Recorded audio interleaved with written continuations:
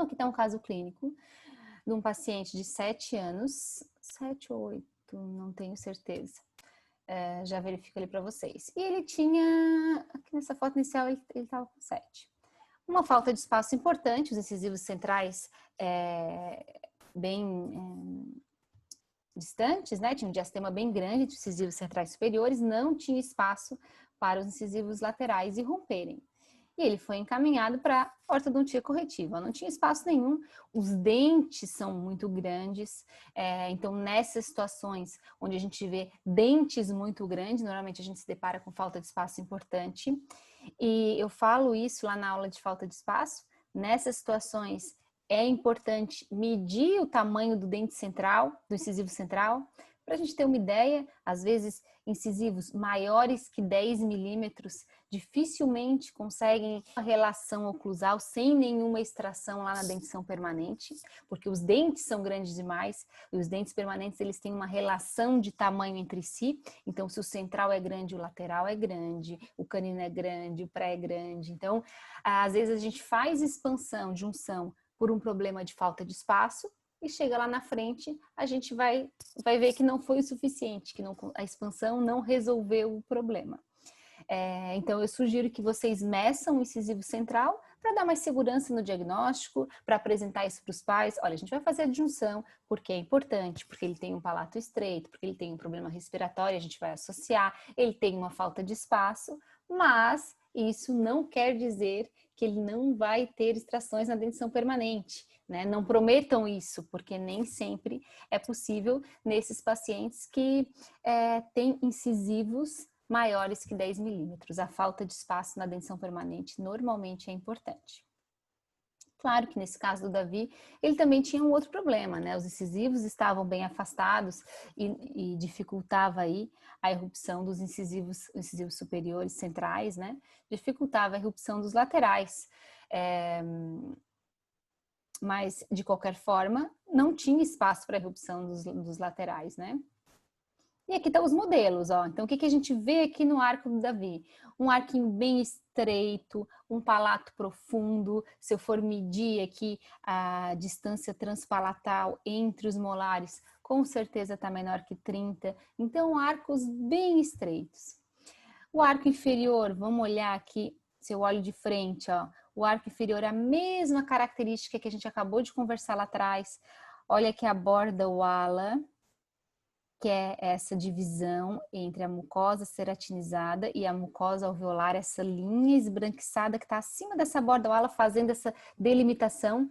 A gente vê que a mandíbula, a borda ala está delimitando a mandíbula está mais larga do que a maxila, né? Que nem no caso anterior. A tampa e a caixa. A caixa os dentes da caixa, né, que é a da mandíbula, estão inclinados para compensar uma maxila que é estreita. Então a gente vê essa inclinação, olha como os molarzinhos descidos estão inclinados para a lingual, né? Ó, dos dois lados, um lado mais, o outro menos, mas ele está compensando.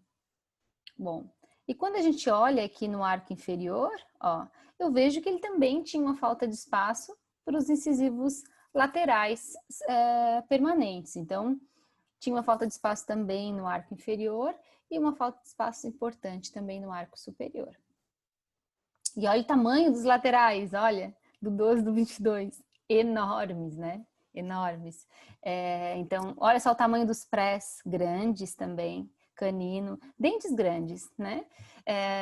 Dificilmente a expansão não quer me dizer que vai livrar esse paciente de extrações lá na frente, porque ele tem todos os dentes permanentes grandes demais, né? Mas, de qualquer forma, eu vou melhorar. Ele roncava, esse paciente foi encaminhado para o otorrino, ele tinha uma dificuldade respiratória, ronronava, apesar de na tela isso não ser tão característico, ó. A adenoide está aqui, aqui, ó. Eu vejo a adenoide, essa divisão aqui a gente tem essa área mais esbranquiçada, né? E essa porção aqui mais escurecida é a via aérea superior. Então, eu vejo que aqui do palato, da espinha nasal posterior até a adenoide, eu tenho mais de 5 milímetros. ok, teoricamente é um paciente que pode respirar bem pelo nariz, né? Não precisa ter nenhuma intervenção cirúrgica, por exemplo, mas de qualquer forma, se a mãe relata na anamnese, na consulta, que ele tem problema respiratório, que ele ronca, eu encaminho para o otorrino, ele faz a avaliação.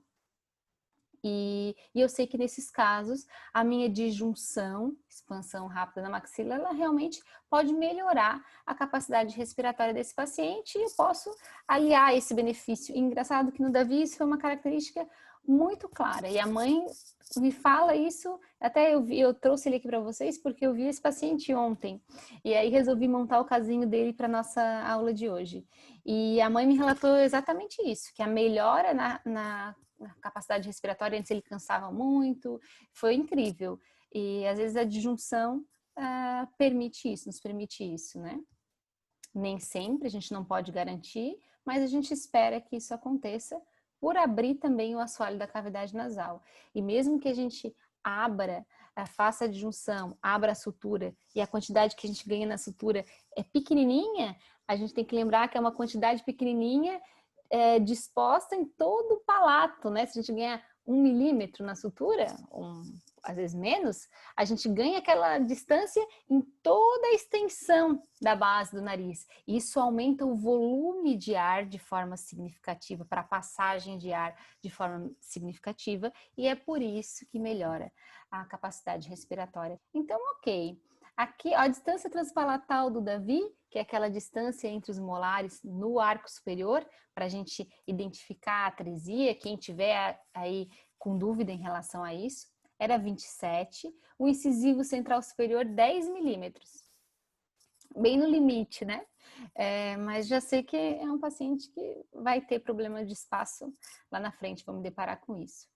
E a discrepância de modelo que eu falei para vocês lá no final, que eu sugiro que vocês comecem, em pacientes que tenham falta de espaço, olhar para a discrepância de modelo para poder entender, visualizar isso de forma mais palpável, assim, ou será que vai caber os dentes permanentes aqui ou não vai? Às vezes, quando a gente está iniciando em ortodontia interceptiva, a gente fica em dúvida, esse apinhamento vai resolver ou não vai, né? O Davi tinha uma discrepância de -4.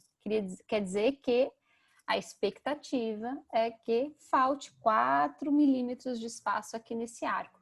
Então, nessas situações, a verticalização dos dentes, expandir um pouco o arco inferior pode ser favorável, porque também verticaliza um pouco os molares, e isso permite também um pouquinho mais de espaço para os incisivos,